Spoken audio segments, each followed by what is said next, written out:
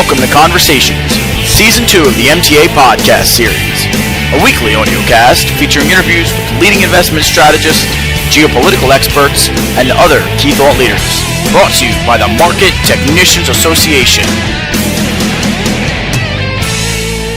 One very important item to keep in mind while learning to trade. Each action you take repeatedly will become a habit. The habits that form will lead to either your success or your failure.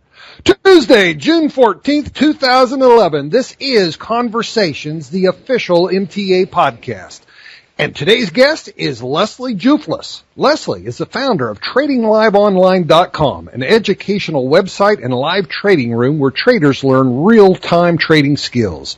Leslie has co-authored 2 books, Trade What You See, How to Profit from Pattern Recognition, which has been published in English, Italian, Chinese, and Japanese, and Essentials of Trading. It's not what you think, it's how you think.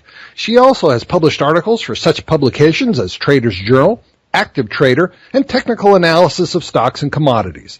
In addition, she teaches live workshops and webinars providing ongoing education for traders. Leslie Jouflas, welcome to the program.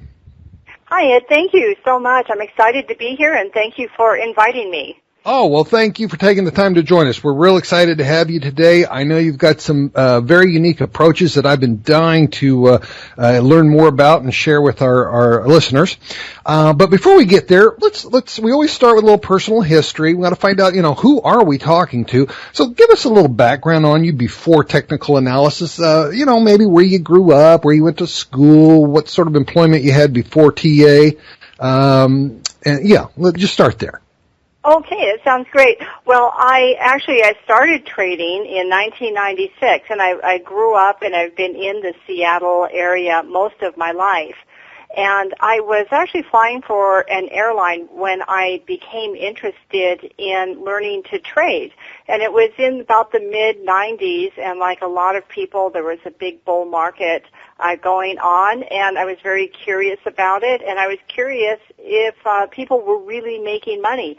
And so I started out, and at that time there wasn't a lot of information. There wasn't the type of webinars and education that are available today. So it was really a process of hit or miss. And I was lucky and came across some good mentors along the way and studied a lot of different trading strategies, and then eventually kind of took that melting pot and developed my own approach to the markets. But I started with knowing absolutely nothing, and without, a business education, without a mathematics background. And I feel for traders, you can be successful in trading as long as you have perseverance and a very strong desire and commitment to learn and go through the process. One thing I think is interesting, and I want you to talk just a little bit about, is tell us about your collaboration with Larry Pesavento. Well, Larry, I actually met a couple of years after I started trading, and I actually felt that I had a fairly solid trading approach at the time. And I actually wanted to go to a workshop that I had heard about that was going to be about a 4.5 day workshop with Mark Douglas, who of course is, one of the foremost experts on trading psychology. And I felt at that time in my trading that I had pieces missing on the mental side of trading that I wanted to learn. And there was somebody named Larry Pesavento who was going to be teaching this workshop with him, and I had no idea who he was, had never heard of him, and quite honestly, I wasn't interested in learning another strategy at that time, which is kind of ironic now because a lot of what I learned from Larry and over the years of working with him is at the roots of what I do. And so he was the first one to show me and teach me how to look at price charts in a totally different way. I mean, he literally pulled things out of the charts that were always there, but I didn't know how to see them, and then I didn't know how to interpret and create trading opportunities out of that information. So I was very enthusiastic with my learning process, and I was very committed. And so I would literally bother Larry all of the time after I met him, and call him and fax him. And at the time, Larry would fax out 3 or 4 or 5 charts a night. He didn't email them. He would fax them, and so I would be on his fax list, and all of these charts would come, and they were hand-drawn patterns in them, which I was always fascinated with. And he would write maybe a note, maybe not, on the chart. But it was up to the student to really look and study those charts to see what information and education was there for them. And I still, to this day, actually have all of the charts. I have hundreds of those charts that he used to fax. And so we worked together on 2 books. Essentials of Trading. It's not what you think, it's how you think, and I think it's a great little motivational book for traders. It's a compilation of short articles on lots of different types of subjects that a lot of traders find very inspirational, especially at times where they're going through maybe a challenging period. And then we wrote the book Trade What You See, How to Profit from Pattern Recognition, which I am very proud of this book. I think it's a very comprehensive book that a trader can pick up and read from cover to cover. And either they've never been introduced to Fibonacci ratios or this type of pattern recognition. It's a pretty, again, comprehensive book for traders. Okay. Well, we're going to get more into the tools that you used and shared in that book, but you made it clear you learned a lot from Larry Pesavento, and as far as I can tell, you're carrying on that teaching tradition at your website, tradingliveonline.com, which is an educational website. Let's talk about getting educated at trading. What do you find that new traders do that professional traders avoid? Well, I find that the new traders are at the very beginning of a process, and they don't really understand how vast the process is going to be. Most new traders come in and feel like, if they just learn a method, learn some rules, and then they throw it out there at the market, they'll do fine. And they don't realize the number of important, very small steps that go into learning to trade consistently. And so what tends to happen with the new traders is they'll spend 3 years, 5 years, 7 years, 8 years, 10 years sometimes of constantly going out and seeking more education and filling up an enormous funnel, and then not having an approach or a mentor to help them put together those pieces of information in a comprehensive strategy that they can learn to execute through a trade plan, and then also learn the psychology that's needed to be able to execute any trading system. Well, what can a person do, who's starting out in trading do to get on the right track? Well, I think I'm just a very strong believer in mentorship. I really believe that if traders seek out a mentor, somebody who they can work with, that can help guide them through the process. They're not going to hold their hand and, execute trades for them, but they can help guide them through a process and teach them the gap between books and real time that exist, and help them learn about themselves and how they execute in the markets, both on the technical side and the mental side, because those two things are hand in hand. They are absolutely, both have to be looked at as a set of tools. All right. Well, you wrote a book that must talk about that somewhat. It's not what you think; it's how you think. But before we even get to that point, let's talk about your other book, Trade What You See: How to Profit from Pattern Recognition. I took a look at that book and was quite impressed, frankly. But something in the book really struck me. I had not had any exposure to it, and it's harmonics. I was hoping you could share with us what are harmonics and how are they used? And while you're at it, who is Jim Twentyman and what is sacred geometry? Well, first of all, let's start with sacred geometry and clear that up, because a lot of people get a little bit nervous when they hear both the term harmonics and sacred geometry. They tend to get conjure up an image of, kind of a cult-like approach to the market. And it's nothing at all along those lines. Sacred geometry just really refers to, it goes back thousands of years. Pythagoras was really the father of our modern geometry, and he and his students believed that everything in the world was related through mathematics. And his theories were not actually proved because of the type of mathematics that they were using at the time. They didn't have the numeral system that we use today, so they were quite limited as to how much they could prove by that theory.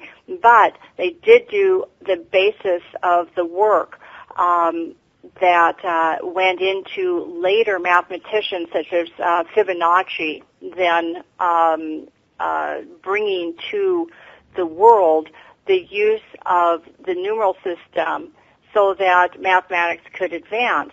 That the harmonics really are I believe, one of the most fascinating and under-discussed subjects in trading. I'm going to Dallas this week to the Traders Expo, and I chose the topic of harmonics for my presentation this time. And harmonics really refer to the repetitive swings that occur in the markets on a regular enough basis that it creates trading opportunities. One thing that Larry Pesavento had taught me years ago, from simply saying a statement that all swings are related.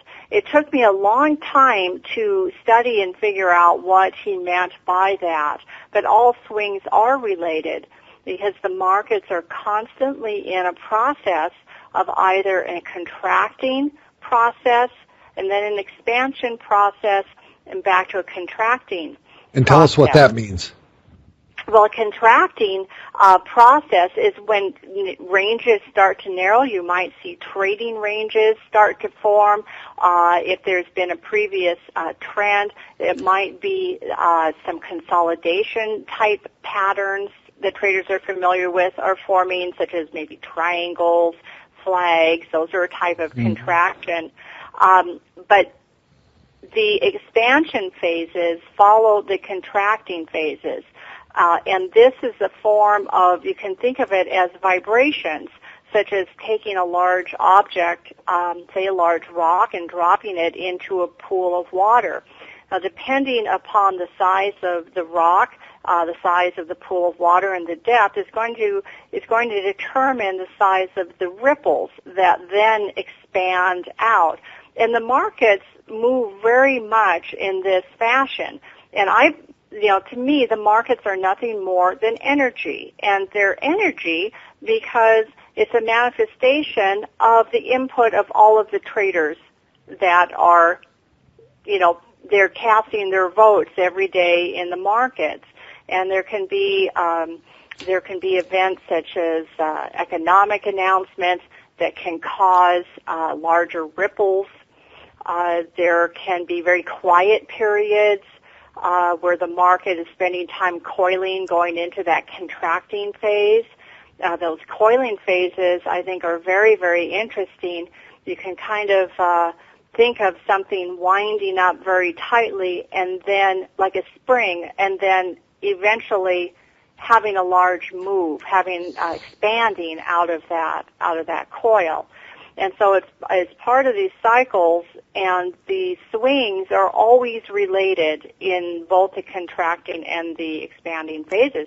And for traders, whatever markets they trade, whether they trade an individual market like an index or they trade stocks, if they study the markets and that they trade, or the stocks, ETFs, whatever it may be, they'll find that there are certain repetitive swings in each market and stock that it's following, and those can greatly aid traders in identifying trading opportunities, placing stop losses, profit targets, moving stops, etc. And so Larry Pesavento with Gem 20 Men, he was the trader that Larry knew years ago, and they used to trade together. And he, was an absolute expert on Fibonacci and studied Gann extensively. And he coined the term harmonics in trading. But it's something that is inherent in the markets, and it's a fascinating subject to study. Okay. All right. Hey, that's great. We're now into our last 5 minutes of the podcast. So let's, before we get done, I've got a couple questions I feel like we've got to touch on. And one concerns your book, Essentials of Trading. It's not what you think, it's how you think. Now, you touched on this a moment ago, and I think I interrupted you. Talk to us about how you think. What does that mean? Well, how you think is everything in your trading. Getting back, we can tie this into your question about what new traders do versus what professional traders do. And it's all about how new traders think versus professional traders. Professional traders literally think in probabilities. Now that's a term that's thrown around a lot, and most people in the markets have heard that term, and they live it on an intellectual basis, but they haven't ingrained it into their system, into their mental tool as something that just becomes what they do. They don't think about it anymore. They've learned to cut what I call the head chatter. The head chatter is something that it's like having a good angel, bad angel on your shoulder. And the head chatter is a little bad angel telling you, oh, you should jump in here. You don't need to wait for your trading signal. You know it's going up. And I got a problem with that. Yeah. No, there's, most traders have head chatter, and there's a lot of reasons why there's head chatter. But the professional traders, the traders that have, achieved consistency in their trading, have learned to either ignore the head chatter and learn to do what's right. That is a main philosophy of mine, is teaching traders to learn to do the right thing.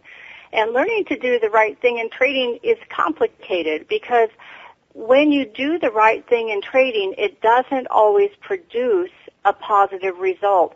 Sometimes doing the right thing produces a negative result, will produce a loss. And the difference between new traders that haven't found consistency and professional traders who have is that the professional trader is not concerned with a loss on an emotional basis. It's just part of probabilities playing out, and they move on to their next trade setup. Whereas a new trader will be consumed sometimes by the head chatter to the point where the emotions will start to inhibit their next move in trading. And if that starts to build up, it causes all kinds of problems down the road. And so it's extremely important for traders to learn to instill the strongest tool that they have, and that is their mindset, to learn the correct mindset. Right. All right. Okay. Leslie, we have literally got 120 seconds left. But before we go, we've got two questions we've got to get out, so I'm going to combine them and let you take them just as you want. First question is, who have been your greatest influences, or maybe you have some favorite books you'd like to share? And then finally, what are your thoughts on the markets for the weeks ahead? Well, I'll tell you one of my favorite book, A Technical Analysis, is H.M. Gartley's book, Profit in the Stock Market. That book was written in 1935, and I feel it is one of the best books on technical analysis out there. What's really neat, it can be ordered, Traders Press has it, they reprinted it, it's or they carry it, rather. The book was reprinted several years ago. But what's really neat with it is it comes with this packet of old charts, and you can unfold these charts, and they're like a couple of feet long. And they go back to the late 1800s up until 1937. And they're fascinating charts to study. And they'll have notes on them on what was going on in history, at the time, all these different individual stocks or indexes. So I think that book should be in all traders' libraries as a reference book. And influences, of course, Larry Pesavento, has been a big influence on my trading, and a lot of other traders. I think though that what's so important for traders is take the influences, take the information, go towards what really resonates with you, because there's a million things to study. But eventually you got to focus. And you've got to focus in and learn one strategy like the back of your hand.